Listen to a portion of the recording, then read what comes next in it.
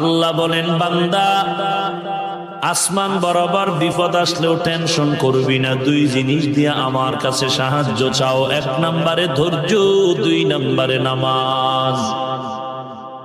ধৈর্য এমন দামি একটি সম্পদ, হাসরের ময়দানে আল্লাহ বলবেন ধৈর্য ধারণকারীরা বিনা হিসাবে জান্নাতে যাও। ইন্নামা ইউওয়াফাস সাবিরুনা আজরাহুম বিগাইরি হিসাব। আল্লাহ বলবেন ধৈর্য ধারণকারীরা বিনা হিসাবে জান্নাতে যাও। ইয়া আইয়ুহাল্লাযীনা আমানুসবিরু ওয়া সাবিরু ওয়া রাবিতু ওয়াত্তাকুল্লাহা লাআল্লাকুম তুফলিহুন।